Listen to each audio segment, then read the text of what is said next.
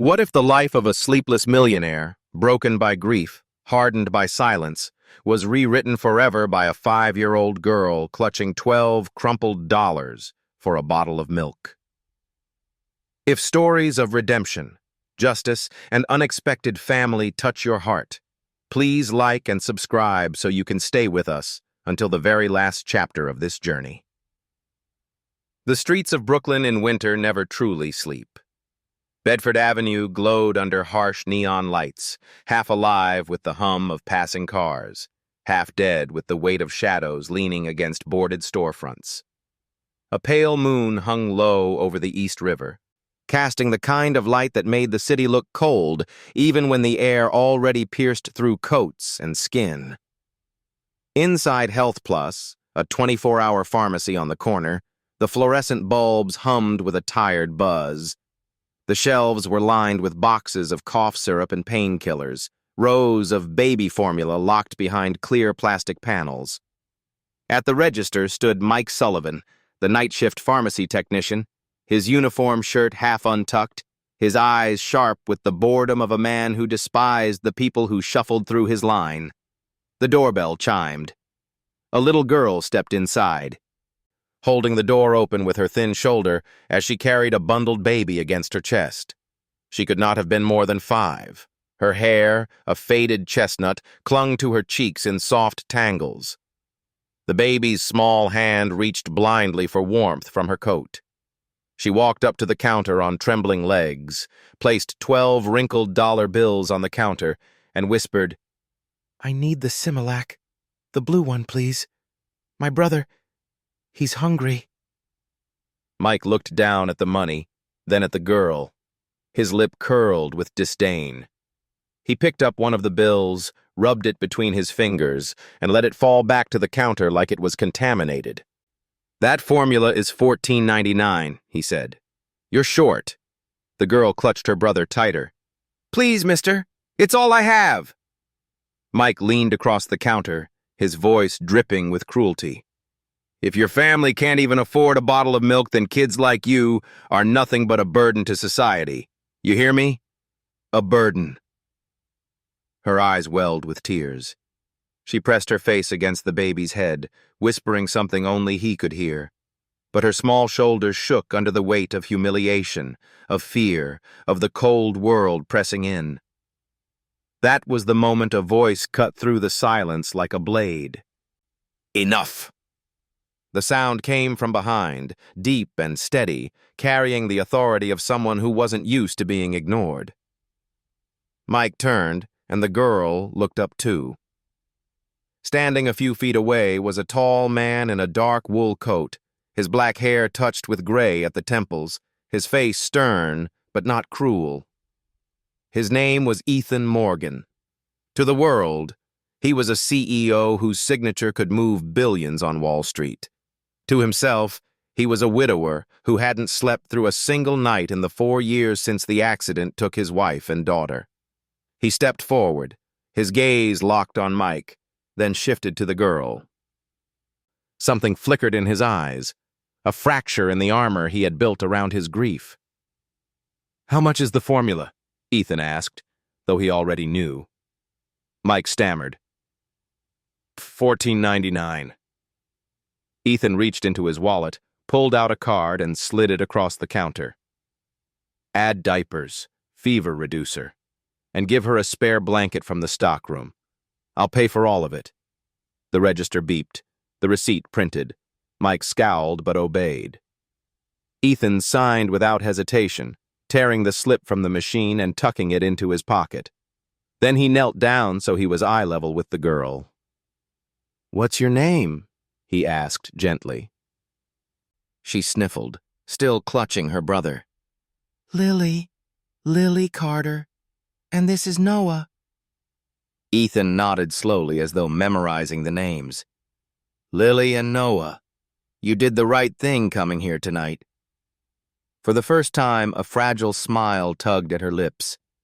She hugged the blanket he handed her, wrapping it around Noah's small body. But across the counter, Mike's eyes were narrowed. As Ethan and the children turned toward the door, Mike slipped his phone from his pocket, angled it just right, and snapped a picture of the receipt. He typed quickly into a group chat labeled Wick List, Hail RX. Got another one. Carter. Dead mom. Still active file. Easy pickings. He hit send. A string of replies lit up his screen. Deals. Numbers. Greed dressed as routine. Outside, the night air was colder than before, but Lily held Noah tighter under the blanket, and for a moment the world felt bearable again. Ethan walked beside them, silent, his mind restless with questions he had no right to ask. Who were these children? Where was their mother? Why did a girl so young have to bear so heavy a weight? The pharmacy door swung shut behind them, muting the hum of fluorescent light. The street stretched wide and empty, save for the hush of tires against slush and the faint whistle of wind between buildings. They did not see him. Across the street, standing half-hidden in shadow, a man raised a camera. He adjusted the lens, focused on Ethan and the children, and clicked. The shutter echoed faintly, swallowed by the night. The photograph froze them in a moment of fragile protection. An exhausted CEO, a girl with the weight of the world on her shoulders, and a baby wrapped in borrowed warmth. The man lowered the camera, tucked it into his coat, and disappeared into the alley. The night on Bedford Avenue had only just begun. The morning after Bedford Avenue bled into gray light that made the rooftops of Bushwick look even older than they were. Frost clung to the cracked window panes of a third-floor apartment where peeling paint curled like tired petals. Inside, Lily Carter sat on the floor with Noah balanced on her lap, rocking him to keep his fussing from turning into full cries. She was only 5, but she carried herself like someone who had already lived through too many storms. The apartment smelled faintly of boiled rice and damp carpet. The walls were thin, and every so often the sound of arguments drifted through from the hallway. But this was home, or at least it had been until that morning. A sharp knock rattled the door. Lily startled, clutching Noah. She crept toward it, her bare feet cold against the linoleum. When she opened the door, a man in a gray jacket handed her a folded paper and walked away without a word. Lily unfolded it slowly, tracing the words with her finger as though her determination could make them kinder. But the message was clear. Notice of eviction. 7 days. Her little chest tightened. She didn't fully understand what eviction meant, but she knew enough. It meant losing the roof above their heads, the only place that still smelled faintly of her mother's lotion. She sat back on the floor, paper trembling in her hands. "It's okay, Noah," she whispered, kissing her brother's hair. "I'll figure something out." Just then, the door creaked open from across the hall. Rosa Martinez, a stout woman in her 50s with kind eyes and the scent of strong coffee always around her, leaned in. She had been their neighbor for years, one of the few who still checked in on them after tragedy struck. "Lily, mija," Rosa said softly, spotting the paper. She walked over, lifted it from Lily's hands, and read. Her mouth tightened. "Dios mío, they gave you notice." Lily looked up, eyes wide with unspoken fear. "Does it mean we can't stay?" Rosa knelt down, cupping Lily's face in her rough hands. "It means the landlord wants you out. But listen to me. You're not alone. I'll help. We'll find a way." Lily nodded, though she wasn't sure she believed it. Rosa's kindness was real, but kindness didn't stop doors from being locked. As dusk fell that same day, another knock sounded. This one was hesitant, almost rehearsed. Lily, wary now, opened the door a crack. On the threshold stood a man she recognized from a faded photo her mother once kept in a drawer. His hair was thinner now, his jaw lined with wear, but his eyes, sharp, restless, were the same. "Hello, Lily," he said, forcing a smile. "It's me. Your dad. Tyler." The word dad tasted strange in the air. Lily had never spoken it to him. She knew of him only through whispers, stories her mother never finished, half-truths that always ended in silence. Tyler Briggs stepped inside without waiting for permission, surveying the shabby apartment as though he were entitled to it. He crouched down to Lily's level, his smile strained. "I heard about your mom. I should have come sooner. But I'm here now. I want to take care of you and Noah." Lily hugged Noah tighter, instinct tightening her small frame. She studied Tyler's face. Something in his eyes wasn't right. "What do you want?" she asked bluntly, the way only a child with no luxury for pretense could. Tyler blinked, caught off guard. "I want my kids back. I want us to be a family." But his gaze drifted, not to Lily, not to Noah, but to the corner of the room where a box of papers sat. Inside were her mother's documents, birth certificates, medical records, WIC forms. Lily noticed where he looked. She wasn't a genius in years, but in instinct, she was ancient. Rosa, who had lingered in the doorway, crossed her arms. "Tyler Briggs," she said coolly.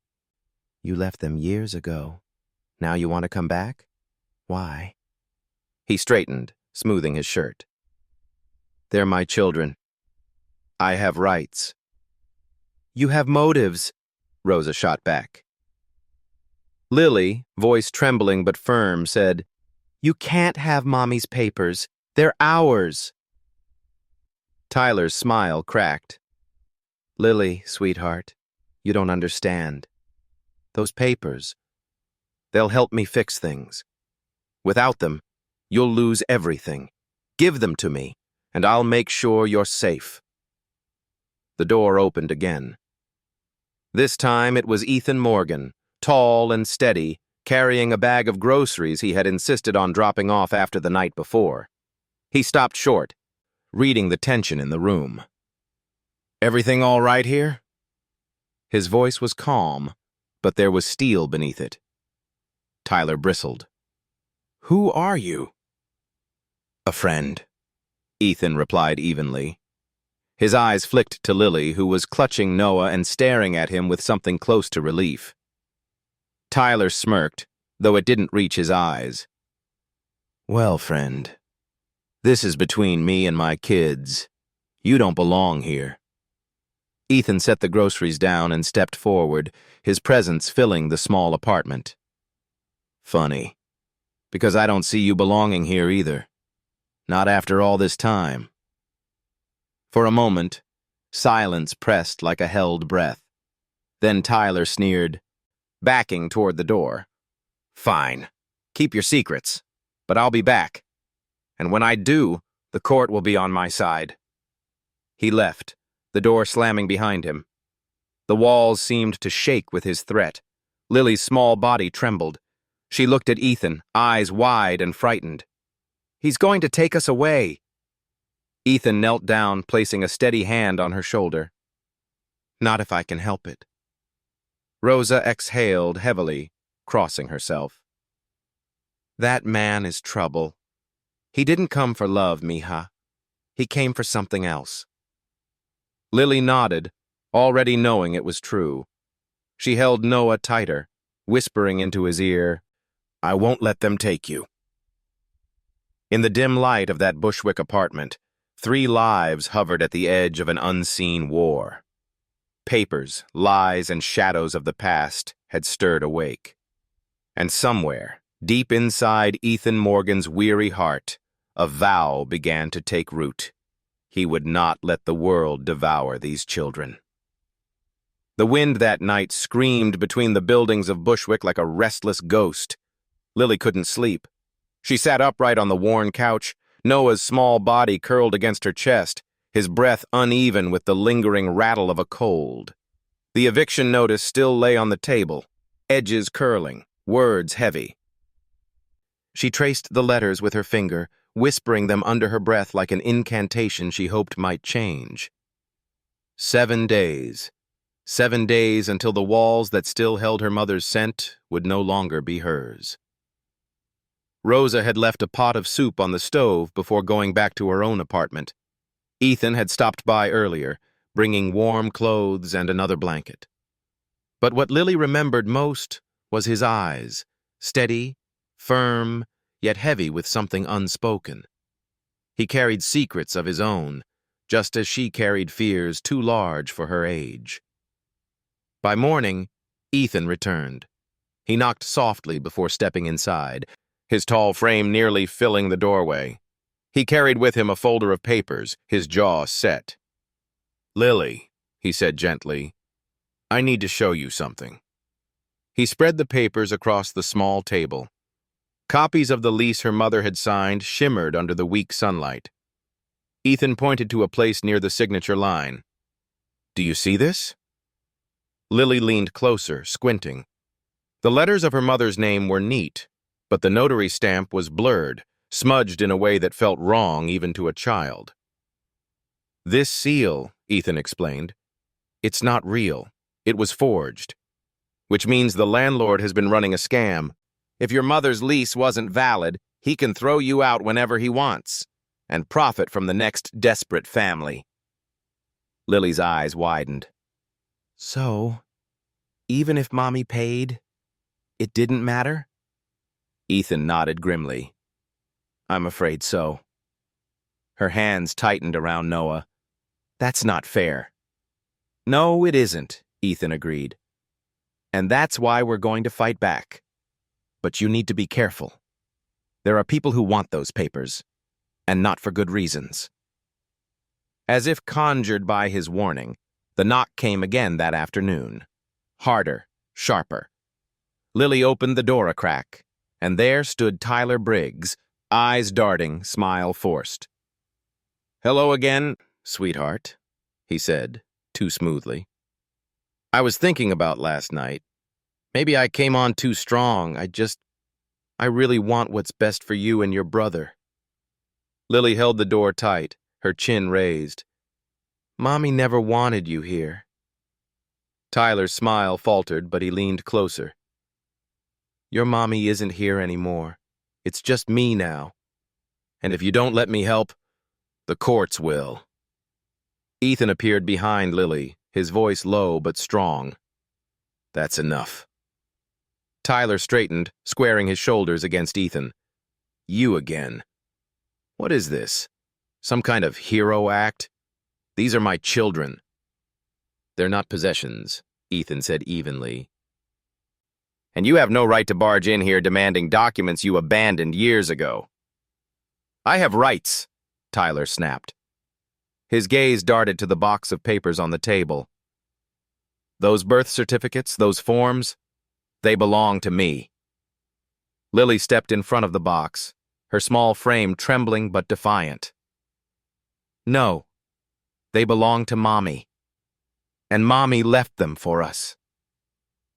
The silence stretched until Tyler's jaw tightened. He pointed a finger toward her. "You'll regret this. Courts don't listen to little girls." Then he turned, slamming the door so hard the frame rattled. Lily dropped onto the couch, clutching Noah. Her breath came in short, frightened bursts. Ethan knelt beside her, placing a steady hand on her shoulder. "You were brave," he said softly. "Braver than most adults I know."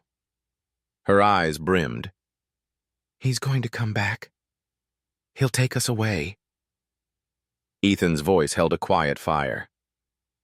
"Not if I have anything to say about it." The rest of the day passed with unease clinging to the air. Ethan pored over the documents again, his phone buzzing with messages from contacts downtown.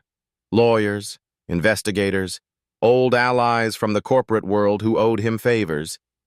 He was used to battles in boardrooms, but this was different. This was a fight for children who had no one else. That night, Lily sat by the window, watching snowflakes drift through the amber glow of the streetlights. She whispered to Noah, "Don't be scared. Mommy used to say the snow means angels are close.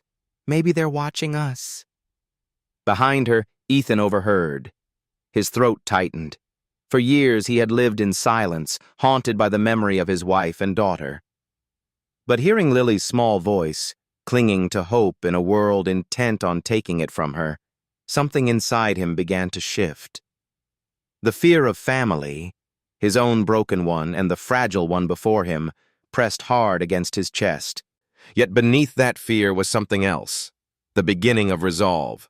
Because now, protecting Lily and Noah wasn't just about justice.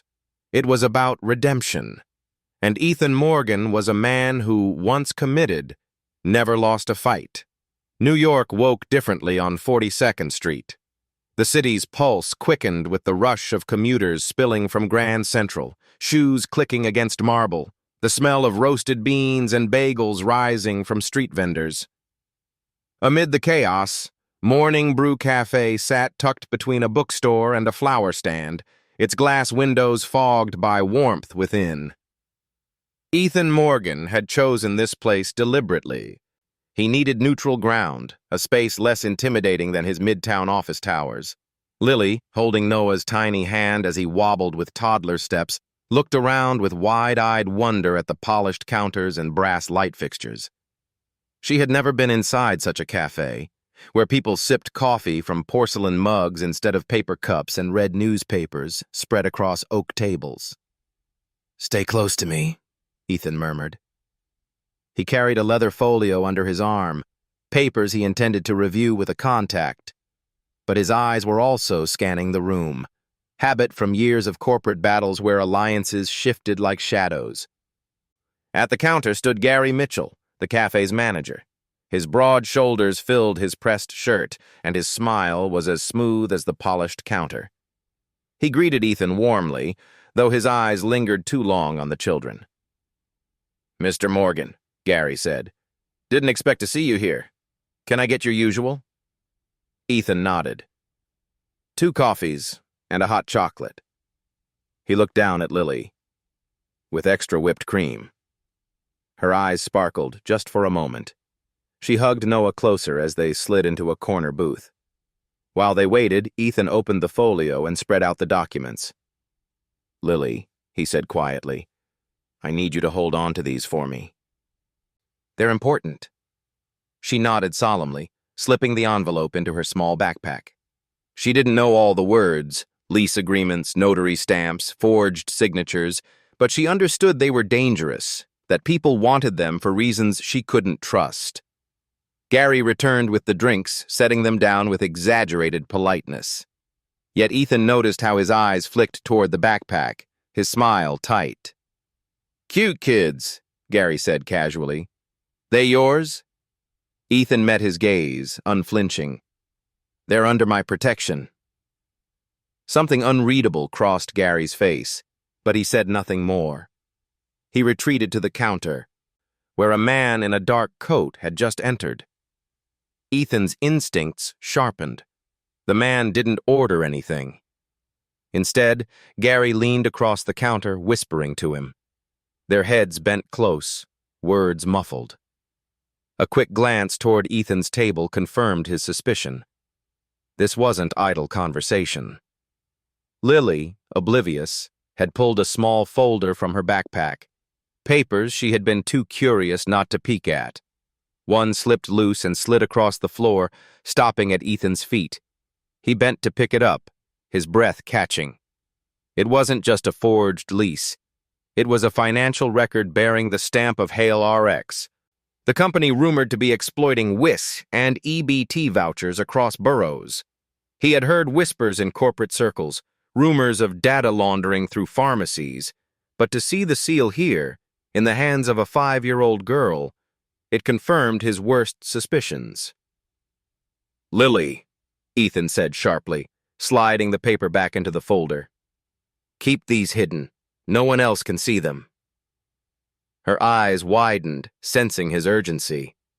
She zipped the backpack closed and hugged it tightly. At the counter, the stranger in the dark coat slipped Gary a folded envelope. Gary tucked it quickly into his apron pocket, then glanced again toward Ethan. The pieces were aligning. Gary, the pharmacy network, Tyler Briggs, all tied to Hale RX's shadowy operation. Ethan stood, his voice calm but edged with iron. "Come on, kids. Time to go." As they walked toward the door, Gary called out, his smile too sweet. "Leaving so soon? Thought you'd stay longer." Ethan didn't answer. His instincts screamed danger. He held the door open, ushering Lily and Noah into the stream of pedestrians outside. But even as they blended into the crowd, Ethan's thoughts raced. The lease, the forged notary, Gary's whispers, all threads of the same web. Hale RX wasn't just preying on anonymous families. They were circling Lily and Noah, circling their dead mother's file, circling the children who had no shield except him. On the sidewalk, Lily tugged at his coat. "Mr. Ethan," she whispered, "why was that man looking at my backpack like that?" He stopped, kneeling to meet her gaze.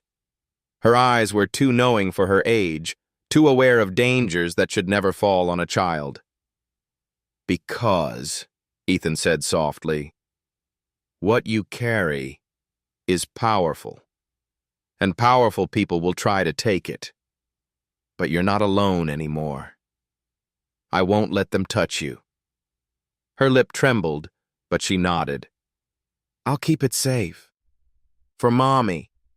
He placed a hand over her small backpack, sealing his vow with quiet strength. "For Mommy." Behind them, through the cafe's fogged window, Gary watched. He pulled his phone from his pocket and typed into the same encrypted group chat that Mike Sullivan had used the night before. Target confirmed. "The Carter kids are with Morgan. Papers in play. Will advise next move." He hit send, slid the phone back into his pocket, and smiled faintly. The game had grown larger than he expected, and on 42nd Street, beneath the rush of 1,000 footsteps, the hidden hand of Hale RX tightened its grip. Snow had begun to fall again, soft and relentless, as if the city itself were trying to bury its sins beneath a white sheet. Ethan Morgan's car cut through the slick streets of Manhattan, headlights bouncing off icy puddles. In the back seat, Lily sat rigid, clutching Noah so tightly her knuckles had turned pale. Noah's small body was burning with fever, his cheeks flushed crimson, his breaths shallow and fast. Each cough rattled his tiny frame like something fragile on the verge of breaking.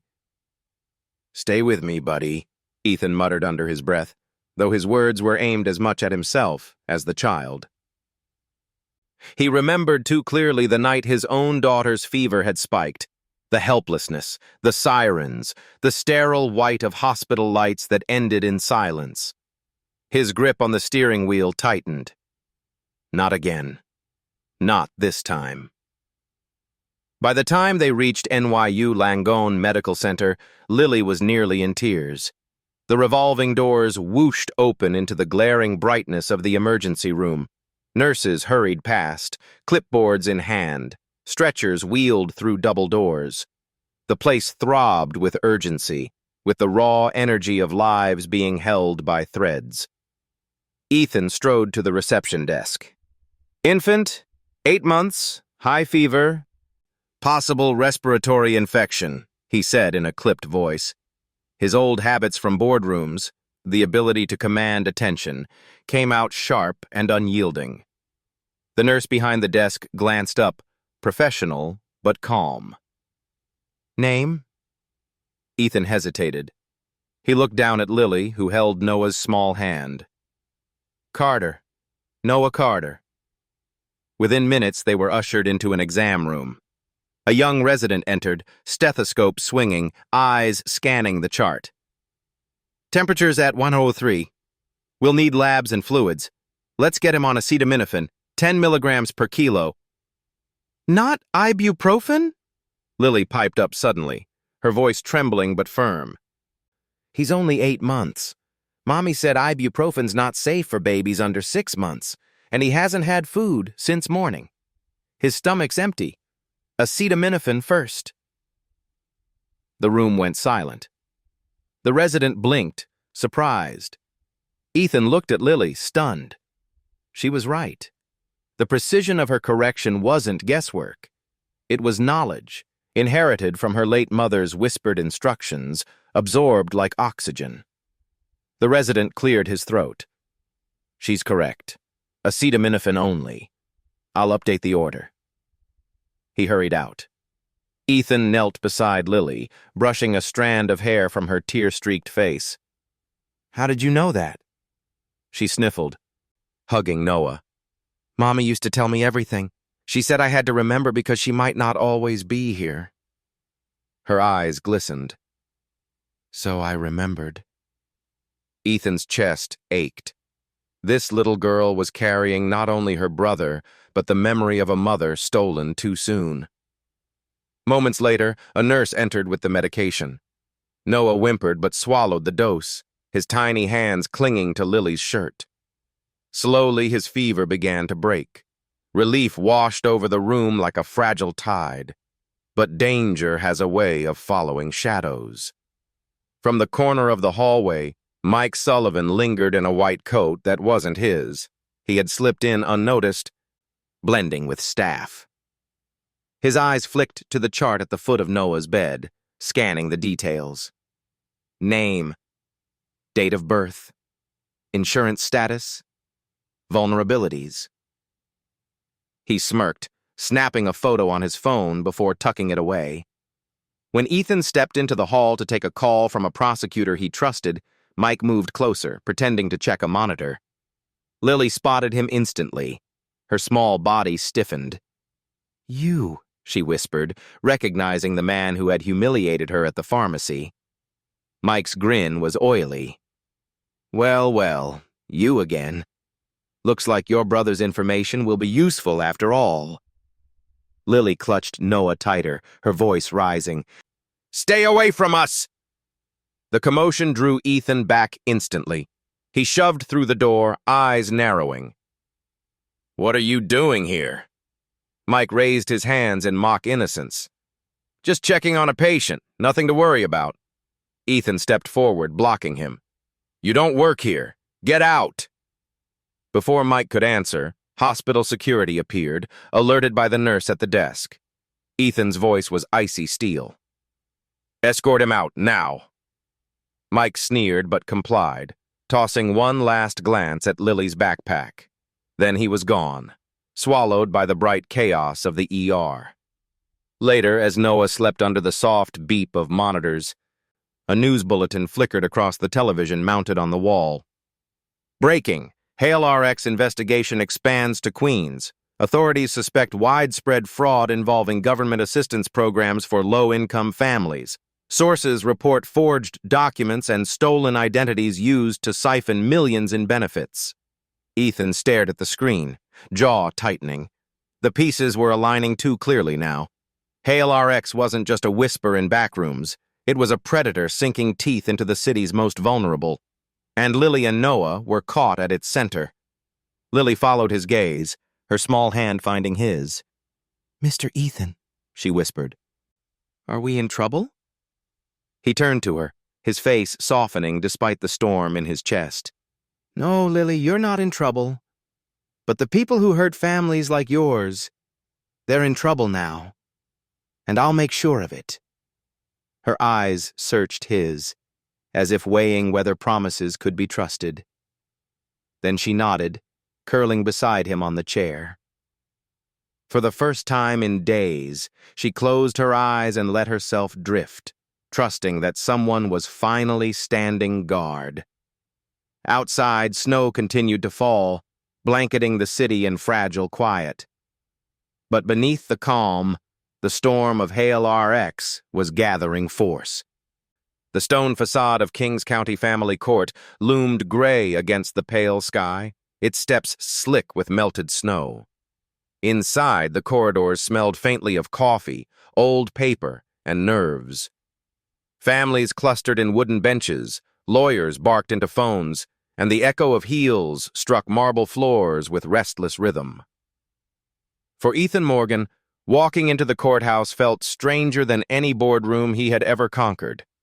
Deals worth billions had never unnerved him the way this did. It wasn't money on the line. It was two fragile children who had no defense but him. He glanced down at Lily, who clutched Noah on her lap as they waited outside courtroom 3A. She wore her best dress, faded but clean. Rosa had pressed it that morning, and her small hands gripped a stuffed rabbit so tightly its ear bent sideways. Her eyes darted from door to door, drinking in the unfamiliar gravity of the place. Are we going to lose, Mr. Ethan? She whispered. He knelt beside her, lowering his voice. We're not going to lose. Not today. But even as he said it, he knew how precarious their chances were. Across the hall, Tyler Briggs appeared with a swagger that seemed misplaced. His cheap suit was a poor disguise for desperation. Behind him stood an attorney, sharp-featured, briefcase heavy with arguments. Tyler smirked when his eyes landed on Ethan. You really think you can keep my kids, Morgan? His voice was low, taunting. Courts like blood, and you don't have any claim. Ethan rose to his full height, gaze steady. Courts like truth, and that's on our side. Inside the courtroom, Judge Harrington presided, spectacles perched low on his nose, his demeanor stern but not unkind. He peered over the bench as the bailiff called the case. Enrique Carter Minors. Tyler's lawyer spoke first, his words polished. Your Honor, my client is the biological father of Lily and Noah Carter. Despite past difficulties, he now seeks rightful custody. He is prepared to provide a stable home and assumes full parental responsibility. Tyler nodded, adopting a contrite expression that fooled no one who truly knew him. Then it was Ethan's counsel's turn, a seasoned attorney named Angela Park, sharp and composed. She rose smoothly, voice firm. Your Honor, while biology is significant, it is not the only measure of parenthood. Mr. Briggs abandoned these children for years. He resurfaced only after their mother's passing, seeking access to her documents, not their well-being. Evidence will show he is connected to fraudulent activities tied to Hale RX, exploiting government assistance programs at the expense of vulnerable families. A murmur rippled through the gallery. The judge held up a hand. Order.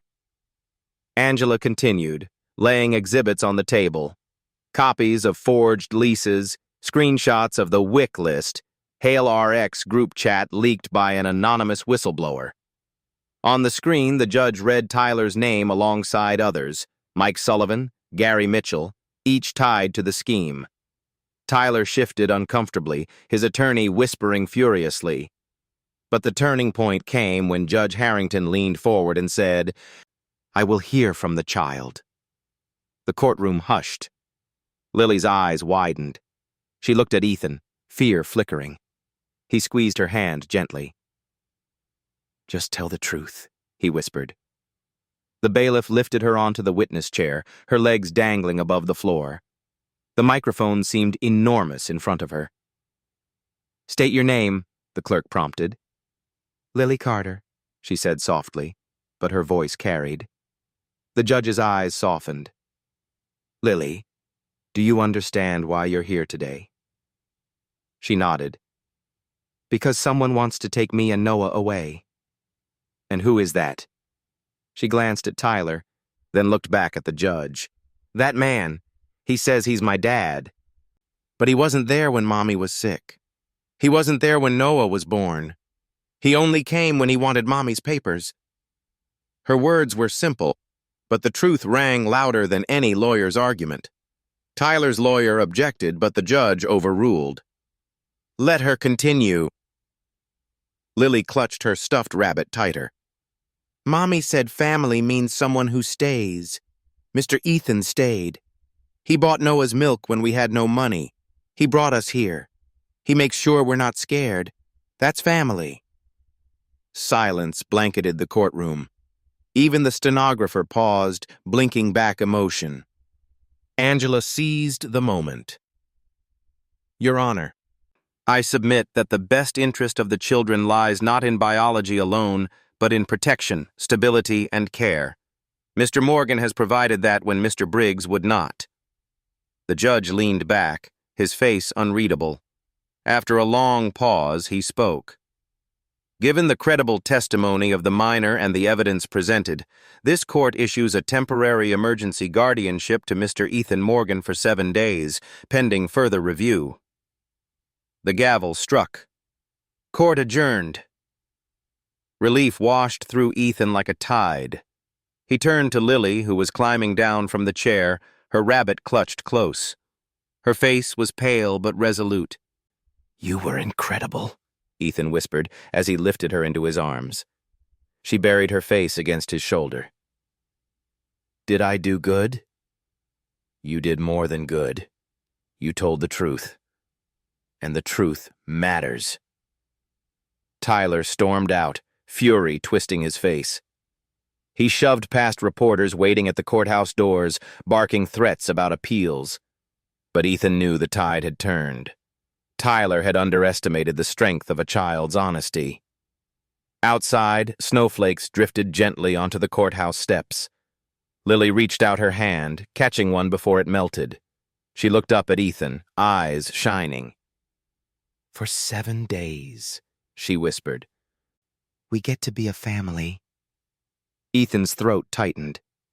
7 days. It wasn't enough, not yet, but it was the beginning. And he would fight with everything he had to make it permanent. Central Park had always been a kind of mirror for New York. On sunny days, it reflected joy. Joggers weaving between benches, children chasing pigeons, the carousel humming with laughter. But that afternoon, the sky split open, and the city's joy drowned in rain. Water sheeted from the branches of the elms, poured into the paths, and turned the lawns into dark glass. Ethan Morgan pulled his coat tighter around himself as he guided Lily and Noah beneath the canopy near Bethesda Terrace. The rain came down so hard it blurred the skyline into watercolor, the towers dissolving into fog. Lily's little hand clung to his, her stuffed rabbit pressed tight against her chest beneath her raincoat. "Is the rain angry at us?" she asked softly, gazing at the storm. Ethan crouched to meet her eyes. Rain isn't angry.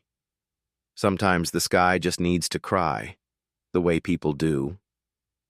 She tilted her head. Do grown-ups cry too? The question cut deeper than she knew. For 4 years, Ethan had not allowed himself the luxury of tears. Not after the accident that shattered his world. Not after the funerals. Not after he buried himself in mergers and endless nights of hollow success. He had turned grief into armor. But Lily looked at him with those eyes, too young, too wise, and something inside him cracked. Yes, he said, voice breaking. Grown-ups cry too. I just forgot how. Her small hand reached up, patting his cheek. Then you can borrow my heart, Mr. Ethan, until yours remembers. The words broke through his last defenses. His chest shook, breath hitching, and before he could stop it, tears slid hot down his face, mingling with the rain. He pressed a hand against his eyes, ashamed, yet unburdened. Lily leaned against him, whispering, See? It's not so bad. Mommy said crying is just love you can't keep inside anymore. For a long time they sat in the shelter of the terrace, the rain roaring like an orchestra. Ethan's tears were not only for his wife and daughter, but for the children beside him, for Lily's burden of memory, for Noah's fragile innocence, for the unfairness of a world that had demanded too much from them too soon. When the storm finally softened into a steady drizzle, they ventured back onto the path. The park was nearly deserted, puddles stretching across the walkways. Lily stomped through one, laughing as the water splashed around her boots. For a fleeting moment, the sound was pure joy, untainted by fear. But elsewhere in the park, danger lurked. Gary Mitchell was not a man who liked to get his shoes wet, but that day he braved the mud. his umbrella tilted low, his phone in hand. He had been instructed to retrieve the documents that could expose Hale RX, the ones Lily carried in her backpack. The child was a liability, and liabilities were dangerous in the world he served. He followed at a distance, watching Ethan lift Noah onto his shoulders. Gary's mind worked quickly, perhaps a staged encounter, a distraction to make the backpack disappear. He needed the papers destroyed before investigators traced them to his employers. Lily, still skipping, didn't see him, but Ethan did. Years of boardroom battles had sharpened his instincts, and the sight of Gary's hunched figure trailing them triggered every alarm in his body. He leaned close to Lily. "Stay close to me. Don't let go of my hand." Her eyes widened, sensing the shift in his tone. "Is it him? The man from the cafe?" "Yes," Ethan whispered. "And he wants what's yours." "But he won't get it." Gary closed the distance, his smile false beneath the dripping umbrella. "Mr. Morgan," he called. "You forgot something at the cafe. Perhaps the child's bag." "Stop right there," Ethan commanded, his voice carrying like thunder across the rain-slick path. Gary froze, then forced a laugh. "You misunderstand. I only came to help." Ethan stepped forward, shielding the children with his body. His eyes were hard as steel. "Help doesn't come with shadows and whispers. Walk away, Gary, before the police hear about more than fake leases." For a moment, the rain was the only sound. Then Gary's smile curdled. He muttered something under his breath and turned, vanishing into the storm. Ethan exhaled slowly, his hand still gripping Lily's. She looked up at him, lips trembling. "Are we safe?" He knelt, brushing wet hair from her face. "Not yet, but we're closer. And I promised you, I won't let anyone take you or Noah." Her arms wrapped around his neck, fierce for someone so small. "Then I promise too. I'll never let go." The rain eased further, softening into mist. Central Park glistened in the dim light, raindrops clinging to every branch and blade of grass like diamonds. Ethan lifted Noah higher, took Lily's hand, and began the walk back toward the city streets. Behind them, unseen, Gary made another call. His voice was low, urgent. "We need to move faster. Morgan is getting too close. The Carter kids still have the files." The storm had passed, but the war was only deepening. The night sky over Queens glowed with the restless pulse of neon and floodlights. Warehouses stretched in rows like silent sentinels, their rusted doors chained shut, graffiti crawling across their walls. To most, this was an abandoned district, forgotten by the city's progress. But Ethan Morgan knew better. From the back seat of an unmarked sedan, he scanned the darkened street. Federal agents moved like shadows, jackets stamped with DOJ and NYPD, radios crackling with terse updates. Tonight, they would tear open Hale RX's hidden warehouse, the beating heart of a scheme that had fed on the desperation of mothers and children. In the seat beside him, Lily leaned forward, her backpack hugged to her chest. She was supposed to be at Rosa's apartment, safe and far from danger. Yet her stubborn courage had followed him here. Ethan had turned for 1 second to take a call, and she had slipped into the car, whispering, "You can't fight them without me." Now she sat in the glow of the dashboard lights, eyes wide but steady. "This isn't a place for you, Lily," Ethan said, his voice a mix of frustration and fear. She shook her head.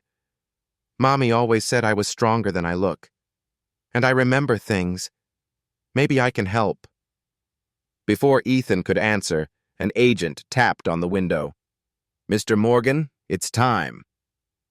They moved as a unit toward the warehouse. The lock was cut, the door groaned open, and the team swept inside. The smell of mold and chemicals hit first. Then came the sight, rows of boxes stacked high, cartons of baby formula, crates of diapers, binders of falsified medical and WIC documents. On a table in the center, computers hummed, their screens filled with spreadsheets of stolen identities.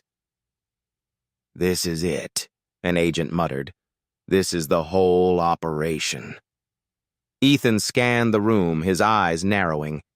But before relief could settle, a noise pierced the air. A metallic clang, the slam of a back door. Someone was escaping.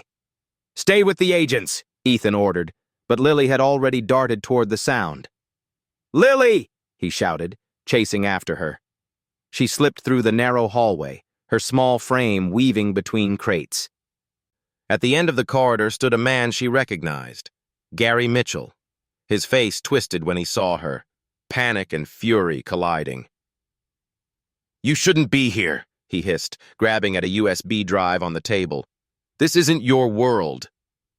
"It's Noah's world," Lily shot back, her voice trembling. "And Mommy's. You stole from us." Gary's hand closed around the USB. He turned for the exit, but Ethan crashed into the hallway, fury blazing in his eyes. "Drop it, Gary," Gary sneered. "You think you can stop this? Hale RX isn't just one warehouse. It's bigger than you, Morgan. Bigger than all of us." "Then we'll cut it down piece by piece," Ethan growled, stepping closer. "Starting with you." The standoff broke when Gary lunged for the side door. Lily, quick and desperate, shoved a crate into his path. He stumbled, cursing, and in that second Ethan tackled him to the ground. The USB skittered across the floor, stopping at Lily's feet. She bent, picked it up, and tucked it into her backpack. Agents stormed the hall, securing Gary in handcuffs as he spat threats. "You have no idea who you're dealing with. Tyler Sullivan, they'll already in custody," one agent cut in, snapping the cuffs tight. "You're done, Mitchell." Lily clutched her backpack as Ethan pulled her close, his breath ragged with relief. "Don't ever run into danger like that again," he said, voice shaking. Her small hands pressed against his chest. "But I got the thing he wanted. Now they can't hide anymore." He looked down at her, so small, so fragile, yet carrying the bravery of an army. "You're right. And because of you, this ends tonight." The agents swept the warehouse, cataloging evidence, filling boxes with contracts, IDs, and forged seals. Each discovery tightened the net around Hale RX's empire, but the most important piece was already safe, in Lily's backpack. As dawn broke over Queens, the team emerged from the warehouse. Reporters had gathered, their cameras flashing, hungry for headlines. Ethan shielded Lily and Noah from the chaos, but he knew the world was about to learn the truth. One agent approached, holding a clipboard. "We've got Sullivan and Briggs in holding. Mitchell's on his way downtown. With this evidence, we'll shut the whole ring down." He looked at Ethan, then at Lily. "We couldn't have done it without her." Lily's cheeks flushed, but she pressed closer to Ethan. He bent down, whispering so only she could hear. "You saved more than just yourself tonight. You saved kids like you. All over this city." Her eyes filled with tears she refused to let fall. "Mommy would be proud." Ethan's throat tightened.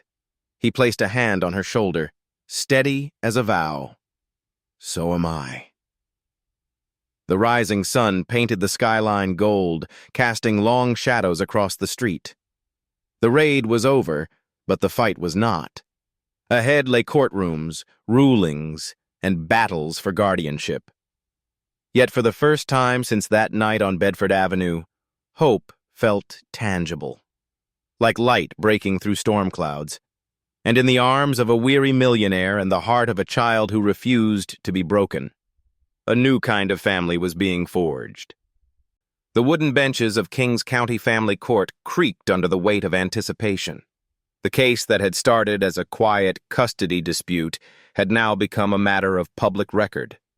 Reporters hovered outside, cameras flashing whenever the courtroom doors opened. Inside, the air was taut. thick with the sense that lives were about to be rewritten. Ethan Morgan sat at the petitioner's table, his suit pressed, his jaw tight. He had faced down shareholders and billion-dollar takeovers, but never had he felt the tremor of responsibility like this.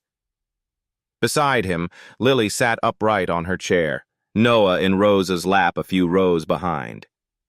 She clutched her stuffed rabbit in one hand, the other resting in Ethan's. Across the aisle, Tyler Briggs slumped in his chair, shackles faintly rattling as he shifted. The raid in Queens had tied him directly to Hale RX's network of fraud, his name appearing in ledgers, his voice recorded on group calls, his signature forged onto leases.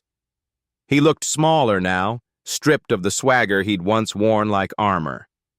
The judge entered, robes flowing, gavel striking. Court is in session.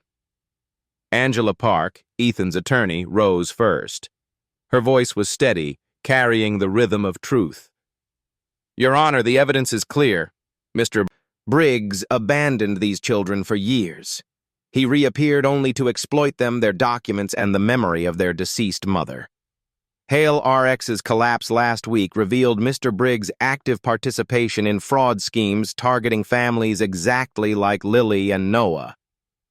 In contrast, Mr. Ethan Morgan has not only provided immediate protection, but has taken personal risk to expose the criminal enterprise threatening these children. Guardianship is not simply about blood. It is about safety, love, and presence. And for these children, there is only one man who has offered that. She gestured toward Ethan.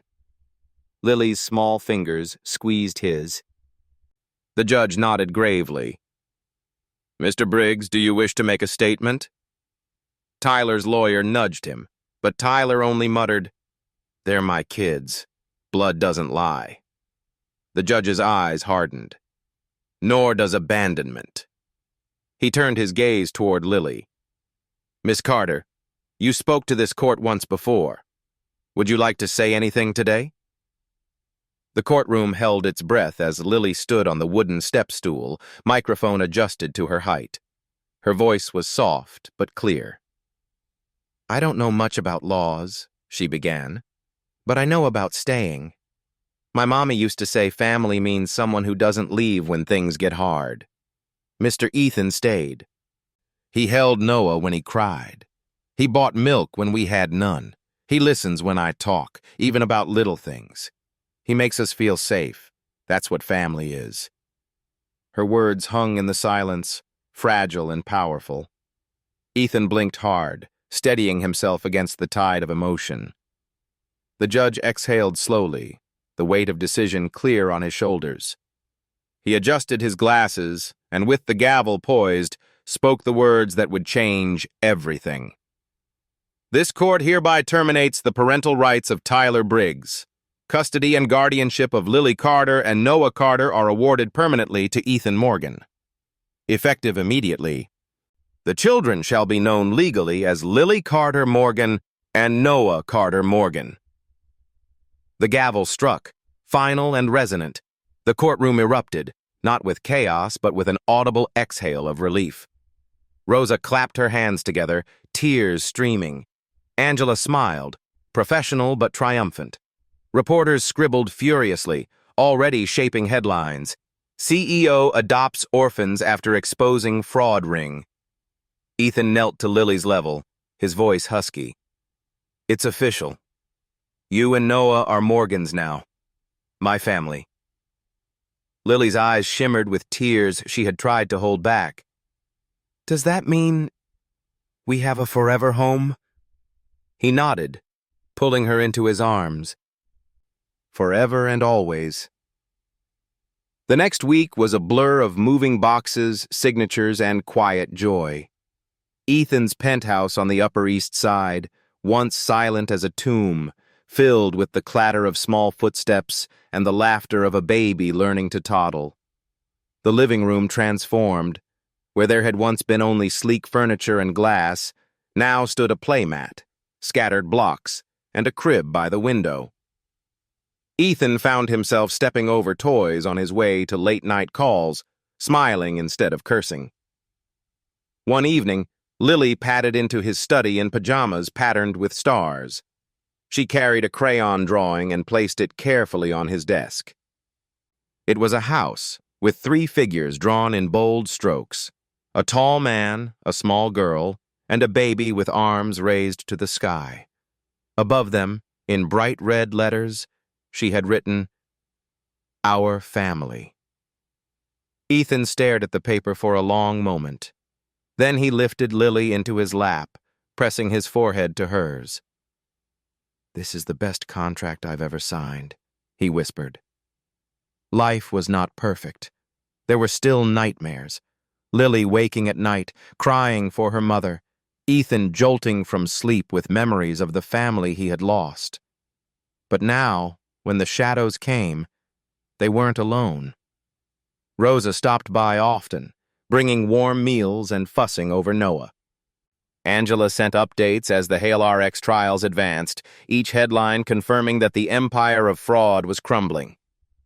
And through it all, Ethan, Lily, and Noah wove the beginnings of something steady. Breakfasts together, bedtime stories, walks in Central Park that ended in laughter instead of fear. For the first time in years, Ethan no longer felt like a man haunted by loss. He felt like a father. 1 year later, New York glowed differently.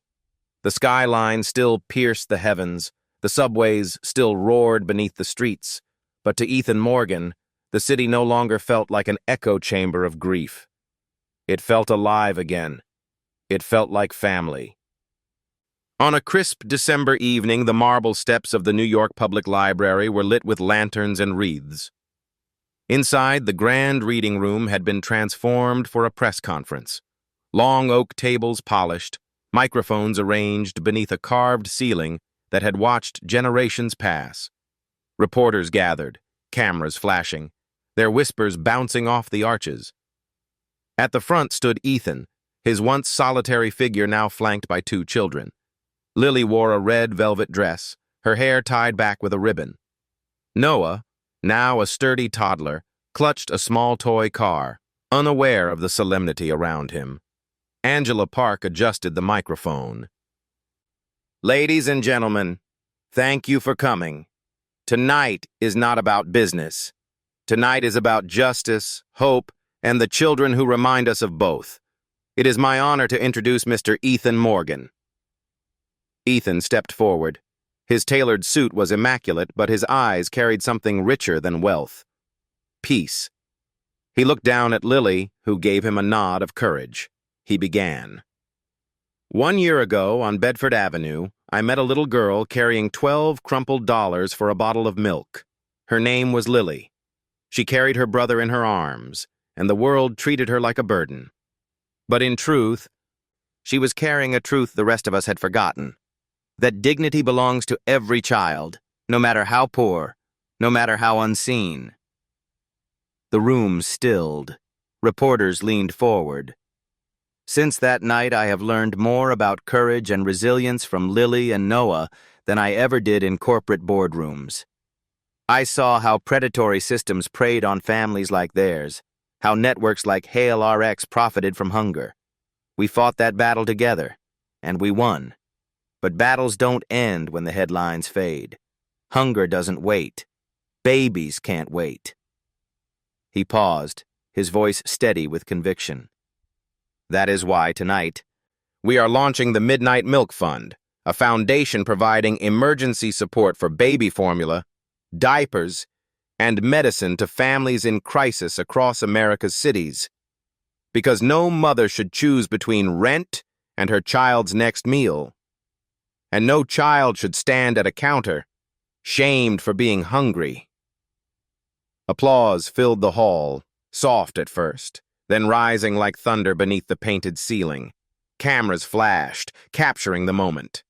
Ethan turned to Lily, who stepped up to the microphone, her rabbit tucked under one arm. Her voice trembled, but held firm. "Last year, someone told me I was a burden, but Mr. Ethan showed me that kids are not burdens. We are the reason to keep going. Tonight, we want to help kids like me, so they never feel alone when they need milk at midnight." The room erupted again, many wiping their eyes. After the speeches, people mingled, pledging donations, shaking hands. But Ethan's gaze was fixed on the children. He lifted Noah into his arms, while Lily slipped her hand into his. Together, they stepped outside into Bryant Park, where the Christmas tree glowed with 1,000 lights. Snowflakes drifted from the sky, settling into Lily's hair. She looked up at Ethan, her voice barely a whisper. "Does this mean we're really a family forever?" He knelt, his eyes level with hers.